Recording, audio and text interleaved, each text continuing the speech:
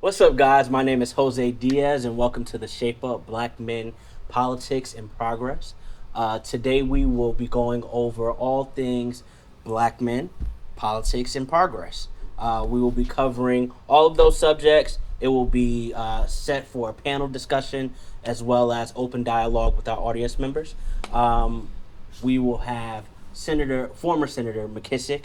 We will have Harry Davis, Mike Harris, Kamal Bell, Daquan Redfern, as well as a guest appearance from our very own Mayor of Durham, Mayor Leo Williams, as well as all of our important audience members that will share perspectives. I hope that this video will be powerful and an impact to you, and we'll move forward from there.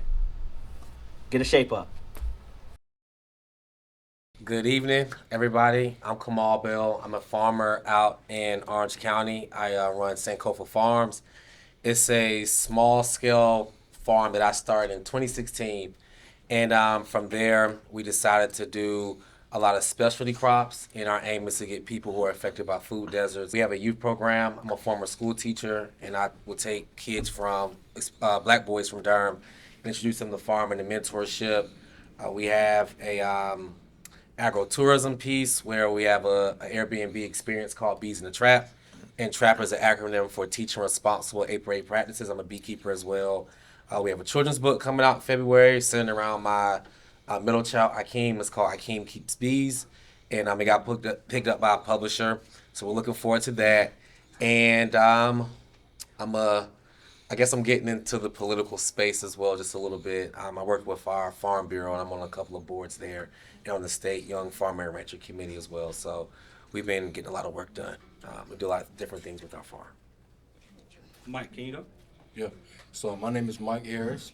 I'm a barber here in Durham, over at Perfect Seven off Roxborough Road. I'm also a drummer in church for jazz bands. I'm in wedding bands, and I play here in North Carolina from here to Greensboro to Charlotte. Um, I've been playing since I was about 5 or 6 years old. I've been cutting hair since about 16. So being 25, I'm still kind of young, but I've done enough to see the world. So. Daquan? Good evening, everyone. Thank you all for being here. My name is Daquan Redfern. I am 22 years old, a recent grad from North Carolina Central University. Super new into the political realm, but finding my way for sure. I'm a field organizer here at the office for the Harris Walls campaign, and that's a little bit about myself. All right, yeah, I figured. Um, Good evening, everybody. My name's Harry Davis Jr. I don't know where to start, really. Former grad of North Carolina Central University, where I got my master's. A former regional organizer with the Abrams campaign and the Warnock campaign. Past Hill member for Congressman Wiley Nickel. I was a outreach coordinator and a field representative here in his district office, and then here I am as the regional organizing director for Region 7 of this wonderful campaign. So I am over the office you're currently sitting in, Orange County and Chatham County as well. I'm over all three of those regions. Very happy to be here. Very happy to be a part of this. Sure, and I'm Floyd McKissick Jr. I'm a former member of the North Carolina Senate. I was there for about 13 plus years. Worked on a lot of legislation, everything that from the North Carolina Racial Justice Act, which addressed inequities and the death penalty, to election laws, like is the one that it restored Saturday voting when it had been eliminated. We had to fight that battle to get it restored, and extending the time for voting to 7:30 in the evening. Been involved in civil rights, voting rights, and environmental issues almost my entire life. If I was sitting here thinking right now, I was sitting in this building that right down there where the Durham Board of Education has its headquarters today, I used to get people registered to vote when I was about in 8th grade, 7th grade, when many people found it very challenging to get registered to vote. You could only do it on a Saturday, and you had to have a precinct register present, and that was the voting precinct. So you had to bring them there. They had to go to the basement of the school.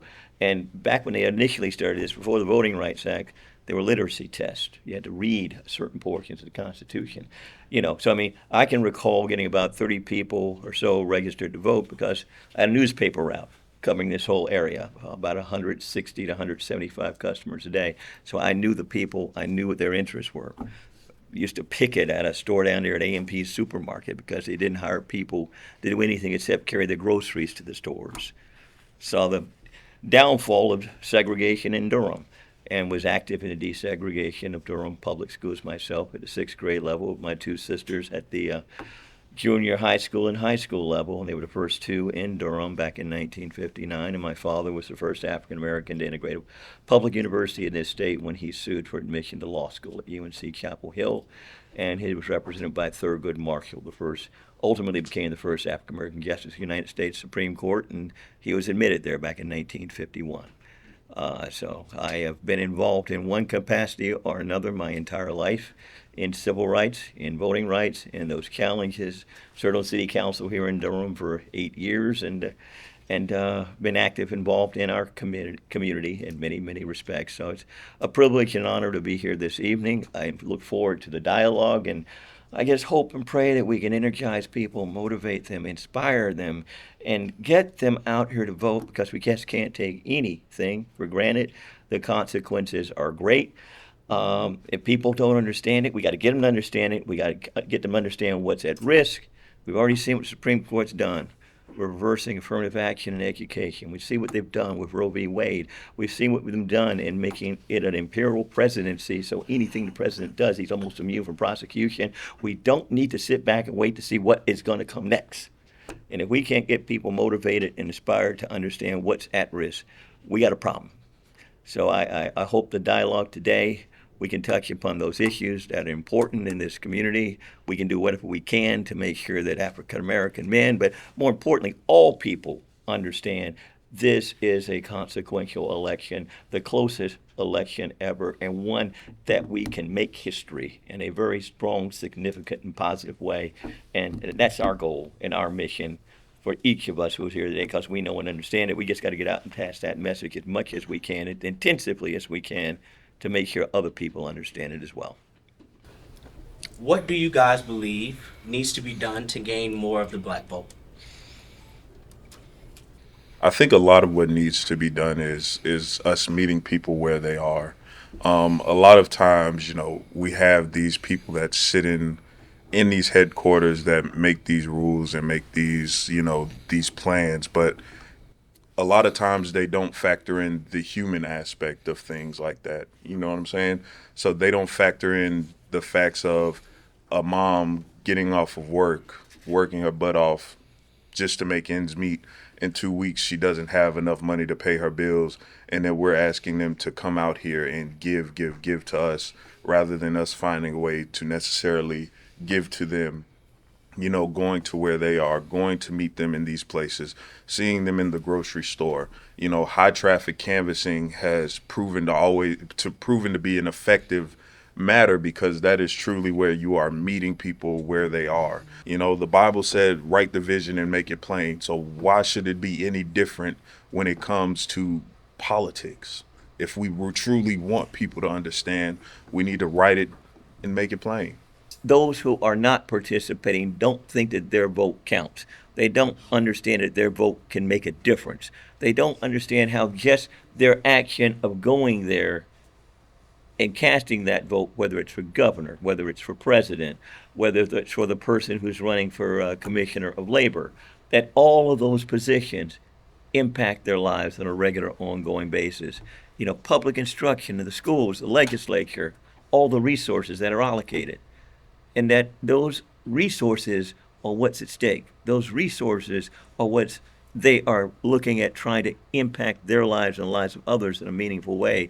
Every time they get a check, they're withholdings, and that money's going into government. Understand you can impact that distribution if you vote. Don't sit back and complain about who's not listening if you're not participating. And that means doing exactly what you're talking about, meeting people where they are, but also doing outreach to people in fraternities, in sororities, and groups, and organizations, and churches, particularly churches where people come on Sundays, where you can really reach out to them and get them to understand what's at stake this go round more than ever before. I think that it will cause people to think. It'll cause people who otherwise were on the fence about voting to go out there and say, all right, I got a reason. There is a reason, and we need to make sure that we get the best people serving us. In my personal opinion, I believe it's simply just making the community feel heard. When you ask a lot of people, why are you not voting in this election? A lot of people say, well, what have Democrats done for me? What has this party done for me? And so it sounds a lot like these people need to be heard. It sounds like they need something catered to them. Like Harry mentioned a little earlier, like a lot of these bills that are processed, they don't consider like traditional humans. Like they don't understand what it's like to use your last $5 to pay for groceries or decide whether you should put something back or not. And that's what a lot of people, unfortunately, in my community go through. We have to make those decisions. We have single home parents who have to make those decisions. And so that's why a lot of people feel unheard. And you got all of these policies that are more catered to the wealthier people or the wealthier folks. And it makes it hard to go day to day. And then we expect for these people to come around for voting day. We expect for them to focus on an election when they're simply trying to focus on making it by every single day.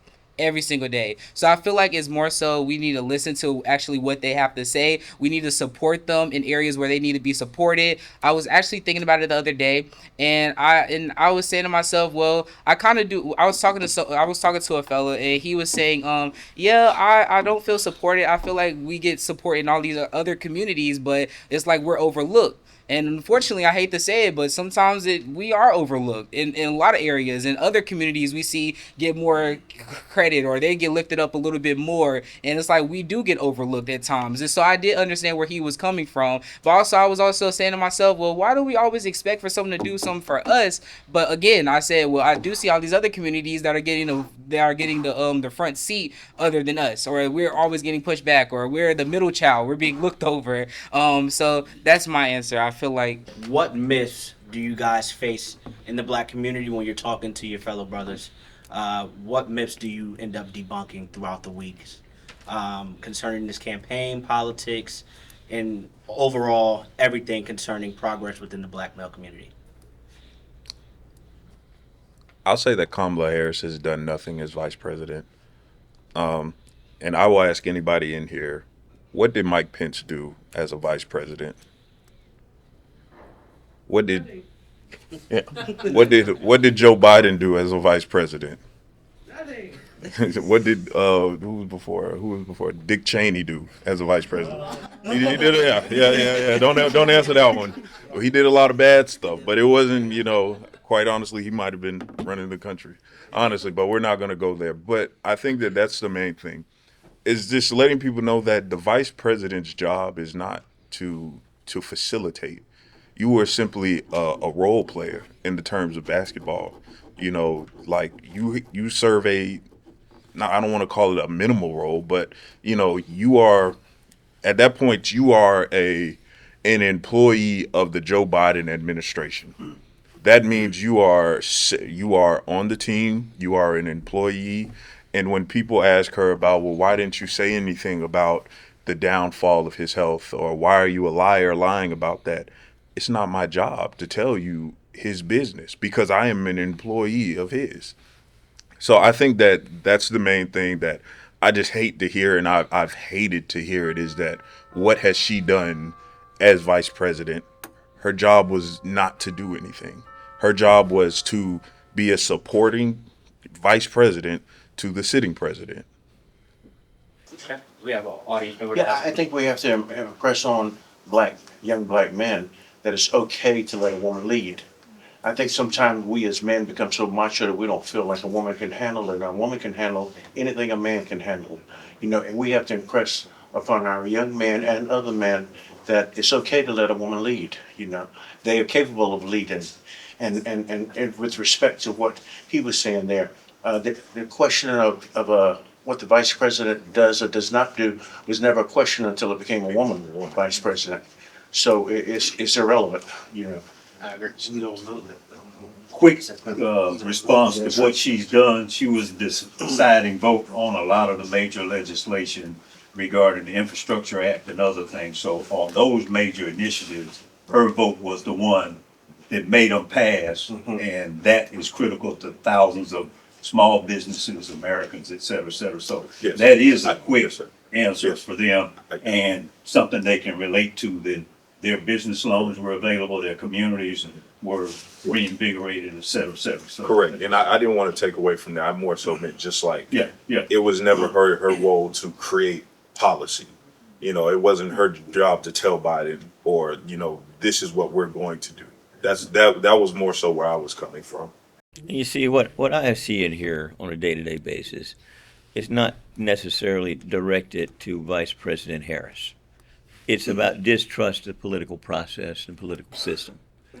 They don't feel as if it makes a difference who they vote for or if they vote at all. And you got to impress upon them that it does make a difference. You know, you got to remind them that back when Barack Obama won North Carolina, he won by only 13,000 votes out of close to 5 million votes being cast. Or that when Roy Cooper won the governorship, it was only by about 10,000 votes when he, first ran back in 2016. You got to get them to understand that their vote does, in fact, make the difference. I think the gentleman was absolutely right in saying that you have to get black males to understand that African American females in leadership positions are good for our community, and it's good for our state, and it's good for our country. All right? Do not feel threatened by that. Do not feel hostile to that. Understand that getting somebody in there that looks like you, that's had that black experience, that's grown up with some of the same challenges, can make a difference in terms of the policies that are embraced.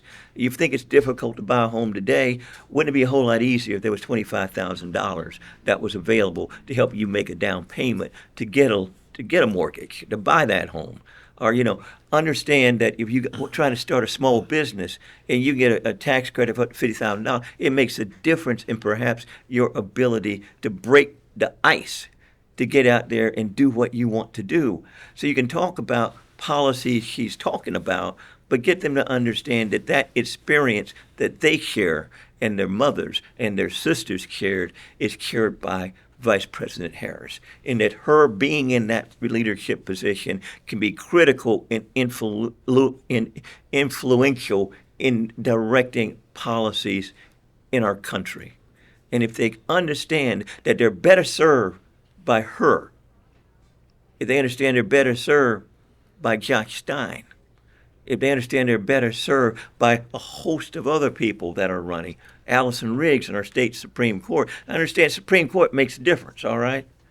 I mean, and get them to understand why. But I mean, if they understand all the people that are running, Jessica Holmes, who's out there, is the first African American who's part of our Council of State and a state auditor today, an African American female that makes a difference.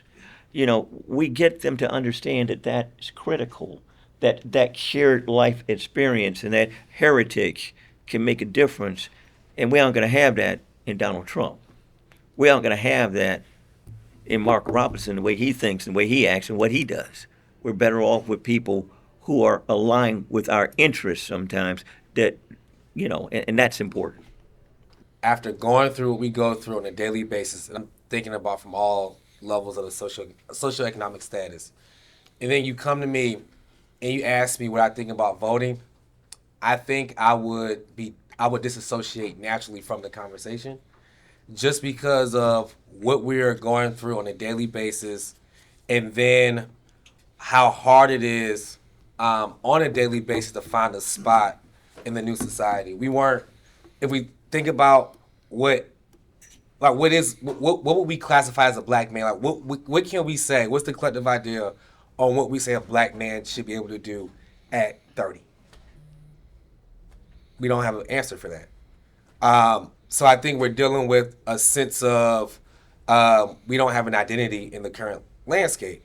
So then if you bring voting to us and tell us to connect to this idea, and I personally don't, I maybe know like maybe one black man that will, I guess, advocate or align himself with the Republican Party from the array of black men I know. And I don't think that's necessarily a Trump thing. I think it's necessarily like a conservative value piece. But from a ideological standpoint, I don't think we are centering the typical black male experience and also aligning them with a sense of duty. So then why would vote necessarily be a focal point for the average black male? That's more of my context on it.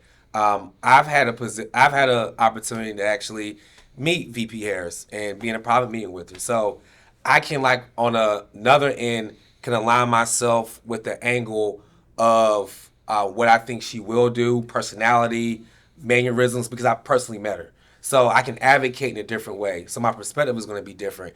And I benefited or receive a check with the discrimination suits with the USDA. So that's one angle that I have a personal experience. But if I didn't, my outlook would be completely different based on the information we're being fed. So we have a lack of identity on one end, but then every time we're on social media or receiving messaging from other black men, these aren't black male leaders that we can trust with this type of outlook. Like I don't want to, me personally, I don't want to look at CNN and see Charlamagne the God and take his advice or Stephen A. Smith. I'd rather listen to Dr. Daniel Blatt or Dr. Carr at Howard. That's who I would. But if that's not the wide array of the messaging we've been receiving, and when we're going back to the original question of how can we engage more black voters, we don't have an identity. So now we align ourselves with a lot of social, I would say, like diabolical images of people who lead us nowhere. Why didn't, the question was always asked about Barack Obama, why didn't he do more for blacks? He can't do everything for, you're representing all the people when you go up there, just like Colin was. You can't do everything for everybody. And even in his statements now, Barack Obama is saying, we can't overcome racism in an 8-year term. So there are certain restrictions that they have in being in the positions they are, even Kamala Harris. And so we have to, I think, if I can use Barack Obama, we have to have the audacity to hope. And maybe it's not so much about teaching us to vote as much as it is to teach us to hope. The hope that has kept us going for when I was a child. I'm 75 years old. When I was a child, that hope, working in the tobacco fields and the cornfields, that I would overcome that someday. And I think every one of us in here appreciate the fact that being black, we've always had to overcome certain things, and it's no different now. So maybe stressing voting so much is not as relevant as stressing hope again.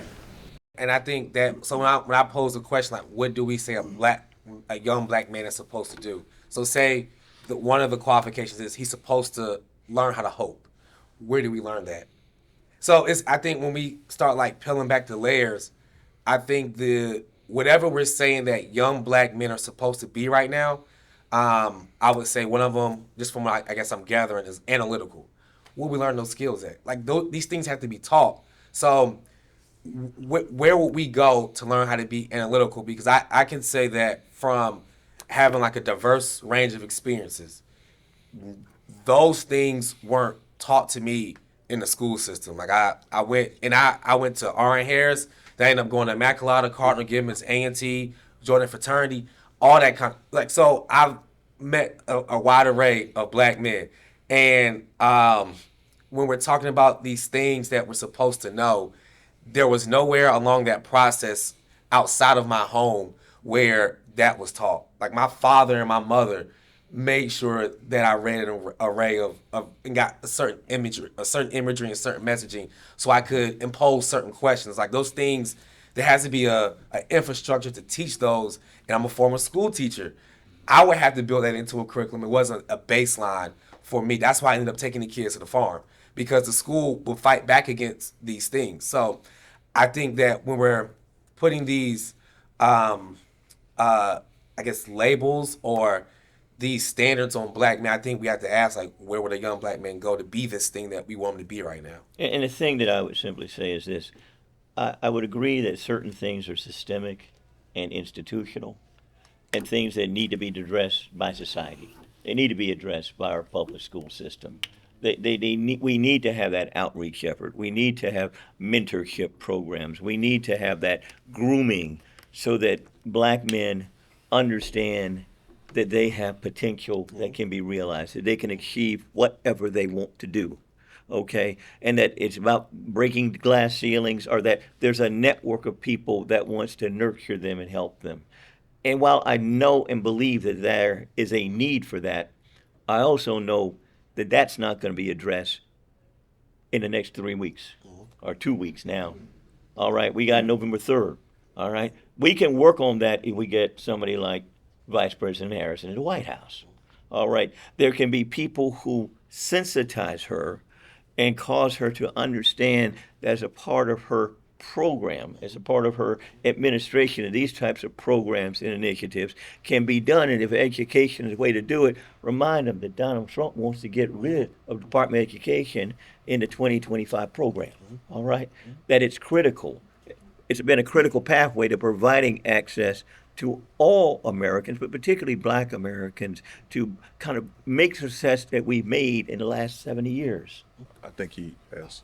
Yeah, I just wanted to kind of piggyback off of what you were saying. You know, I deal with a lot of, younger black males or whatever, and I think like Donald Trump kind of maybe might appeal to these guys because he's radical, he's wild. And when I look at the parallel to the culture of these young black men, when I was raised up, we was looking at Dr. Martin Luther King. These were our heroes. But now their heroes is a lot of people in the rap game. Yep. So, I was raised off the Bible. They raised off of rap music. And they believe in rap music like it's the Bible. And so I own a barbershop downtown Durham. It's called Rivals. And I have these conversations with these young people. And it baffles me at where we are. But Mr. McKissy, you said something. We don't have a lot of time. And I understand that. And, education is the key. We need to re-educate. I was having a conversation with a brother, and I was like, do you understand, what our ancestors went through? You know what I'm saying? Do you understand that our mothers was, dogs were sick on them, and all of these things was being done just for the right for us to vote. And they don't care. They're desensitized to that. It's not a hard thing for them. So, although I have these conversations with them to try to get them to understand, but more needs to be done because there's been a lot of damage. Because not only are they listening to rap music, but it's about sex, it's about drugs, and it's about killing. So how do we get our young black men to the point that they want to be educated to where they feel like they vote? It really matters, and they can see that it matters for me. But the radicalism of Donald Trump is a lot like what I'm listening to every day. I will say, as a barber, as a musician, the different things that I do, I hear a lot of opinions, and I think the biggest issue is exposure. Yeah. Like, nobody's willingly going out of their way to explain things to young black men. It starts from a toddler. Kids do what they see. They repeat what they see. And up until they're 18, where they're making choices of their own, there's a lot that they just haven't seen because of exposure. My godson is grown up, and now he's about 12, 13 years old. And he even questions a lot of things that I do because I tell him things, but I didn't set the example for him to do that. So I think the biggest issue is this exposure. They have to be seen it. They have to see somebody do something for them to do something. It's do what we say and not what we do. We say all these things growing up, but unless the example is set, and I cut countless toddlers, and they cry about this and they cry about that, I tell their mother, hey, go to the side, let them do this for their own, make the decision for their own, so they can start developing these skills as a kid, so when they get older, voting wouldn't be an issue at all. So exposure and teaching the example, that's, in my opinion, the bigger issue that we have. So, What are some unconventional outreach strategies that could resonate with young black voters? Kamal, I heard you speak earlier about some initiatives that you've had with the farm. So could you speak on that? So what I did with the farm is I noticed that in order, just from a land acquisition standpoint, like I had to go through the USDA, get land. I don't know. Do you all know about the USDA and black farmers and Yes. how much land they've caused black farmers to lose. So um, I go in, I have an application that's like is done to perfection. And the only reason it was done like that is because I met another agent who went to A&T who helped me put it together on the back end, but they didn't know, and I still got denied. So one thing I was told in the during the appeal process, because I was actually like, man, forget this. This is a waste of my time. I'll figure out how to get land a different way. And the agent told me that when I was helping me on the back end, that they have their executive director on the state level is the person in power is whoever is in power on the federal level at the time. So at that time, it was a Democratic executive director because Barack Obama was in office, but it was his last year. And they told me, they said, make sure you go ahead and get your farm now because they already were hearing murmurings that Trump was going to come into office. So I'm happy I listened, and I ended up having to go through the civil rights attorney. It was a long process. I got the farm overturned, but as I was going through the experience, I was thinking, if like how would someone need to be able to get a farm like as being a young black man? So that's what made me think about the students and creating a program to give them the tools to go get land and be able to learn skills to take care of themselves. There's a lot more need to happen now, like 4 years later or 8 years later, technically, with a lot of the kids. But that was something that I thought about doing to like an unconventional thing to get them involved and try to get them in line. I think from a political piece, I do see that the administration's put out initiatives and put out plans and ideas that they want to implement with certain populations. But when I'm looking at the like pictures taken from the event, I don't ever see that population represented in its totality in that space. You know, you got people set up at tables to let them know the importance of casting their vote and getting down there at a early vote precinct on their campus to in fact vote, and to see if you can get them out canvassing in the communities, to see if you can get them networking with their peers who may not be on Central's campus, that are out there that need to be brought along to vote as well. So I mean, I think capitalizing upon the HBCUs in North Carolina would be a wonderful vehicle on a short-term basis to maximize the potential turnout. And I think that the things you speak about, you know, on a regular, ongoing basis are a great idea. It's challenging to do it. I know I've been involved with some efforts with the state Democratic Party to do so. And, you know, try to do it before the election cycle. Let people know you're there. Let them know that you're involved.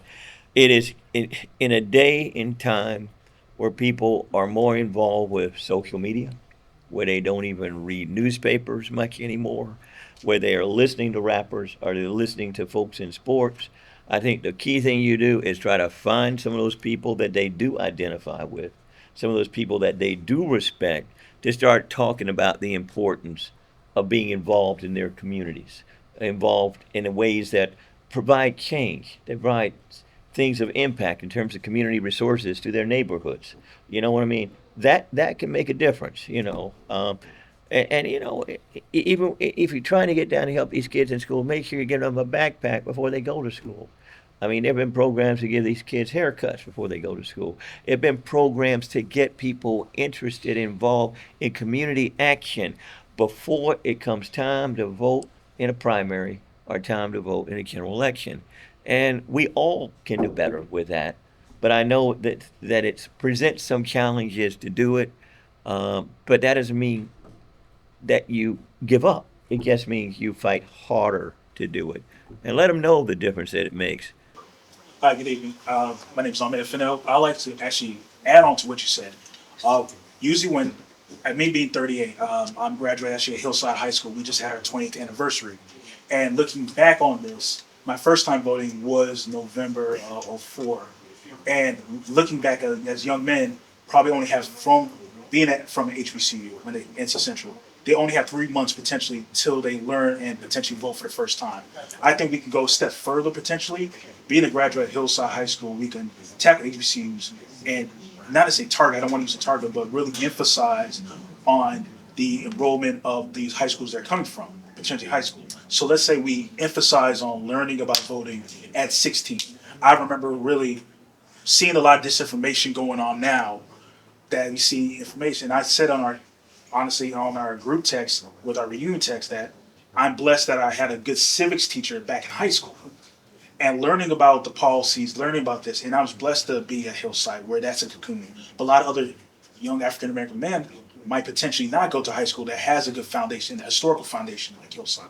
So I have to take that step back and sometimes have empathy on them.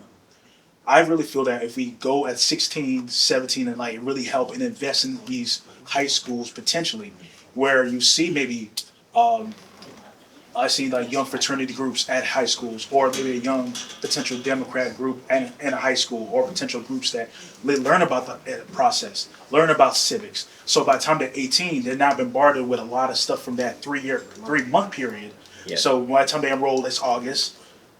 They get their bearings with the first semester midterms. They potentially have homecoming week if they go to HBCUs, and then it's election season. That's a lot potentially taken. But if they already have the process and know, they could potentially we can nurture that and cultivate that as well. So that's a potential thing we can start early, and that can go on forward to not just on here at 2024, but the biggest thing is the midterm elections going on to 2026. So we make sure that she has a good house and a good, like you said, a good Senate seat in the state of North Carolina, so we can potentially win back the majority and continue adding on to the filibuster, so we can potentially add more potential good policies going forward. So maybe we can start a little earlier and add on, but I know that's in a big picture going into high schools, potentially, the big issue with the charter schools and private schools, but we can still reach out and lower the effort engaging that way. So, Great idea. When Congressman Walter Jones passed away about 2018, who represented the 3rd Congressional District, I dared to run for Congress to be the Democratic candidate for that position. And in addressing to what that young man said there, nobody before me that I knew had ever ran for Congress in the black community, in the community in which I lived. But I dared to do it. Did I think I was going to be successful? Not necessarily, but I hoped that I had opened some doors to make other people say, if he can do it, I can do it. So whoever said that about we have to lead by example, I agree with them wholeheartedly. Sometimes even when we fail at what we're doing, we still have to show them they have the potential to do it. Right now, I was in the hospital when I spoke to a young lady who said she wanted to get her bachelor's degree. So I said to her, but she has to work. I said, have you heard of a Dante's or Kleptes? She said, I've never heard of them. I said, you can accomplish almost 20, 30 semester hours just by challenging the course, going to this library, getting a book, or ordering the books online and studying it, and going and challenging the course. I did it. And getting my bachelor's degree, I did it for 15 semester hours. I challenged the courses. So there is a way for them. They said, we've never heard of it. So we have to get this information out to the community that even though you have to work every day, you can still get a college education, or you get a large part of that while you're sitting at your desk or you're sitting in your home watching TV. I'll just leave it right there. And I think you raise a very important issue, and it deserves to be some attention and recognition. And as you talk about running for Congress, and I commend you for doing so. I can remember when Eva Clayton and Mel Watt first won their seats in Congress back around 1990. People here in North Carolina thought it was the first time blacks had ever served in Congress. The thing is, they had forgotten that between 1865 and the end of the Civil War in 1901, we had 4 African Americans serving in Congress from North Carolina. And what reversed it? Supreme Court, United States, with Plessy versus Ferguson, that legalized segregation. All right? When you got a bad Supreme Court, like the one we got right now, that's already gone in there and attacked affirmative action and education, they'll attack it in every other way that they can. They've attacked Roe v. Wade, reversed women's rights. They've gone in there before then and attacked voting rights and struck down Section 5 of the Voting Rights Act. Okay? Voting Rights Act that so many people worked to pass back in 1965, like Dr. King, my dad, and so many others. We got to remind people that while they are complacent today, they got a whole lot that they can lose, and they don't know. They don't know and understand what they can lose, and they won't know it until it's gone. Because I don't want to see a day in time we talk about what was gained between 1964 with the Civil Rights Act and 1965 with the Voting Rights Act and 68 with the Fair Housing Laws. And we made all that progress for 70 years and got a bad Supreme Court to stand back the hands of time. When we can put in a president who will appoint the right kind of people to the United States Supreme Court so we can begin to reverse this conservative trend that's dominating our courts today. And it's not just the U.S. Supreme Court, it's the judges on the district court on the federal level. It's the people on the appellate court on the federal level. All right? All of that is at risk right now. If we don't have the right person in the White House, if we don't have the right folks in the Senate, U.S. Senate, we're in trouble. There's a whole lot that we can risk and that we can lose as a society. And it's not just about rights for African Americans, it's rights for people across the board. Women, whole group of minorities, freedom in our society for what we know it is and understand it today as democracy. We have a whole lot at risk. And if people can't wake up and see that, and I know we got less than 2 weeks to go, but we just can't leave any stone unturned. We just got to get out here and work our asses off and do all that we can to make sure anybody who's like-minded is willing to do the same.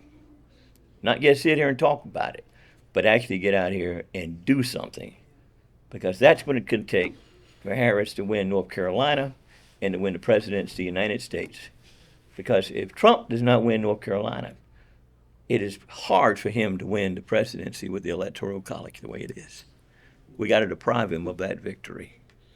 And we got to win this thing, not just for us, but for our kids and our grandkids, and for the United States of America and the direction of this society, to make it just, to make it fair, to make it equal, and to really help us get to the society that we want to be, where people look at each other and are judged by the content of their character, not by the color of their skin.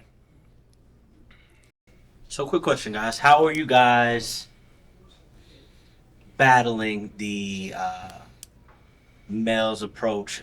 I know personally within my community, I've come into a lot of men that just don't want to support a woman going into presidency. How are you guys defeating or battling that opinion concerning from males, and how can we better support females as they progress within politics and in life as well? I think when I get certain opinions, I can personally say I met her, so I can dispel a lot of the myths. Like I know there's one, and I usually like watch a lot of stuff on YouTube, and I just check the comments, and it seems like somebody's paying for it, but there are all these comments saying that VP Harris isn't intelligent, and from having a personal conversation with her and like being in a meeting, she's probably one of the most intelligent. Well, she's the most intelligent politician I've ever met. I've met a lot of politicians. She's by far like the most intelligent. Very quick on her feet. Can expound on different ideals and angles. She's like an idea factory. And I think that's what you would want out of a politician, essentially. So when I hear that angle, I'm like, hey, man, look, I don't know what's going on PR-wise, because that's a whole separate entity and infrastructure, being prepped for interviews and all of that kind of stuff. But as far as being able to articulate an idea and be spot on and think about different angles, she can do that, like just breathing and talking to you. So I think that's one of the things I've seen. But then again, I'm also thinking about, like, I'm just taking in what everybody's saying. I think what we're expecting from a segment of the community right now, you have to be taught it, and it has to be a system that can allow you to do these things. The hope piece, education piece, like looking over multiple layers, doing the homework, you gotta be taught them things. So I think when we're expecting somebody that has never learned those things, be able to do it in 3 weeks. I think what you mentioned about the civic piece and going in at 16, that literally just sounds like us getting together, creating a program, and be able to take that into a school. And I think the principals will love it, and we could get access to young voters and to teach these things in an intriguing way, especially with the history piece that you were just speaking on, which none of these things are really taught in the school anymore. So I think that, yeah, I hate when we got 3 weeks, but I think we can expound upon some of these ideas. So, Mr. McKissick, um, as someone that has walked with Dr. King, and has been in this fight for a long time, how do you feel that we have progressed or lack thereof? Well, I think that we've progressed substantially.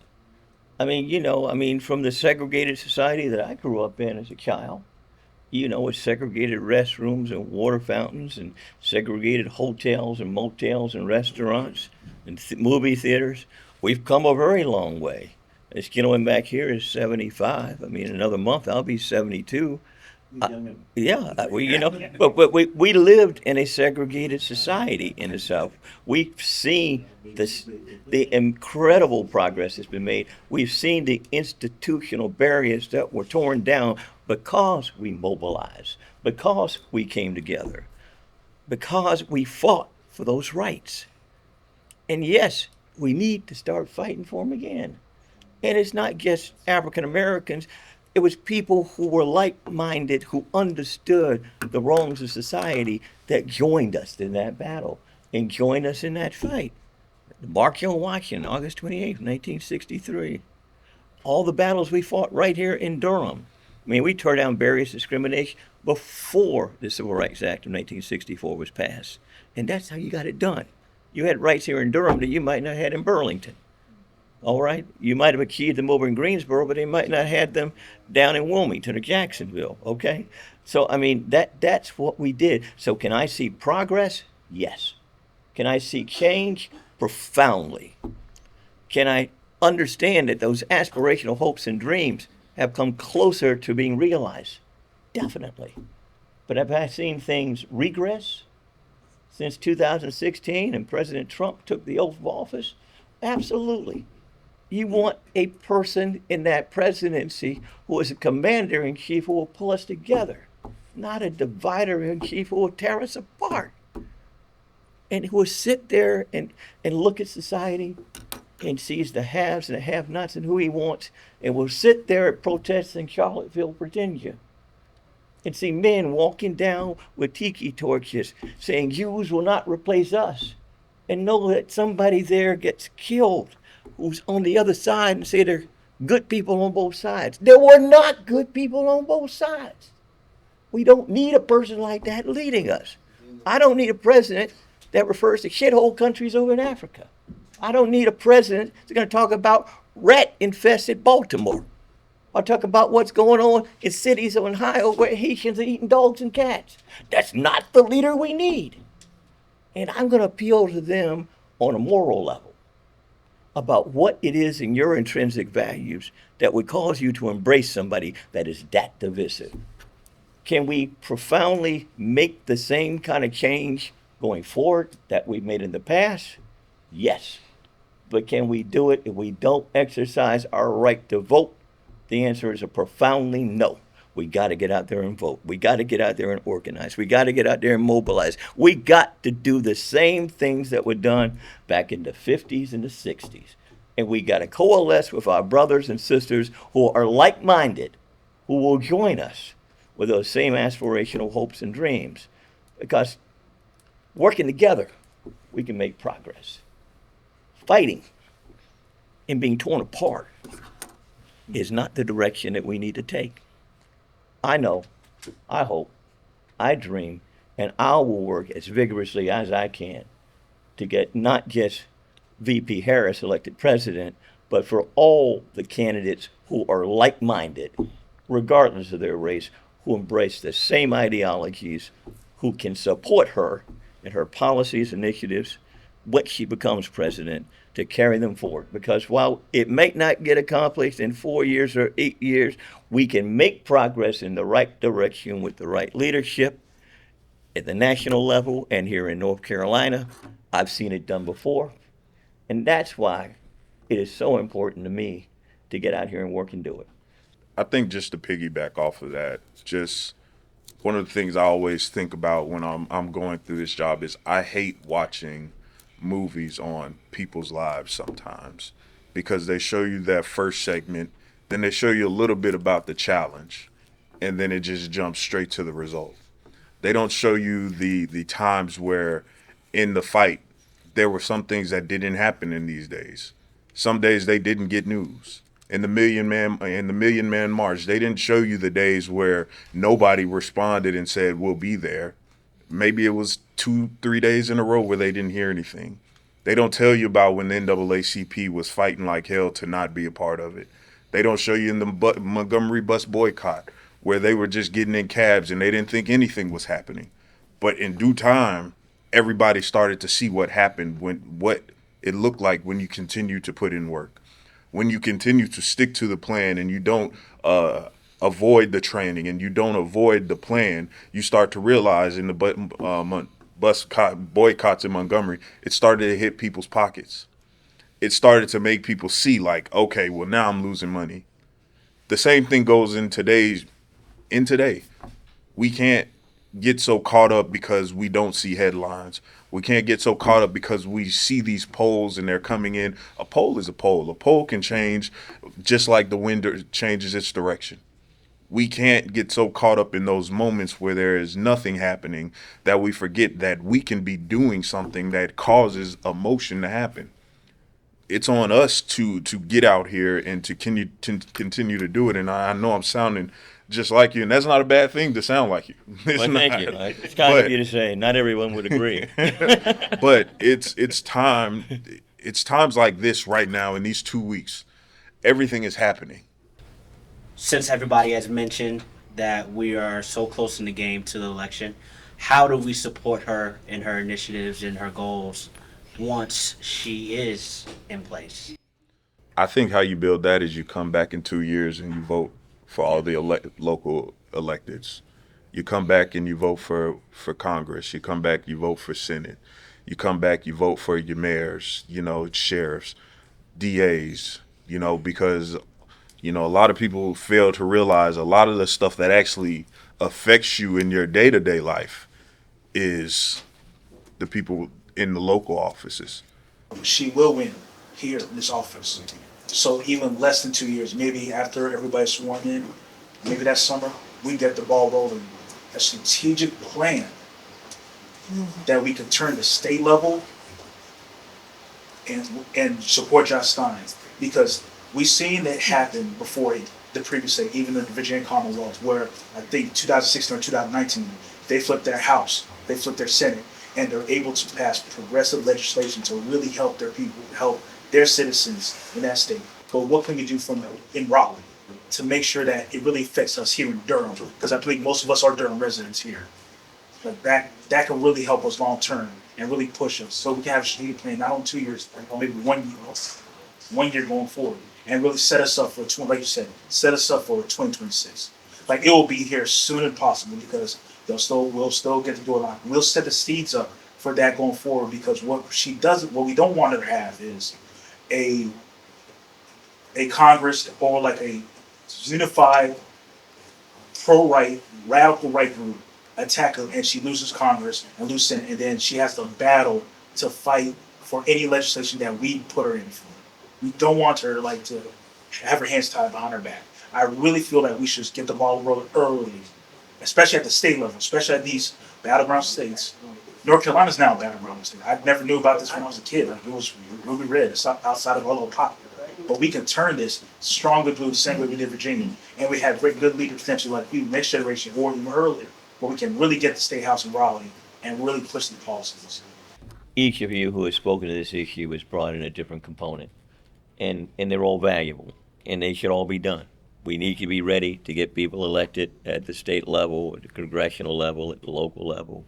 We need to come together, not just the people in this room right now, but all those volunteers that have been a part of this campaign effort, and try to keep that momentum going.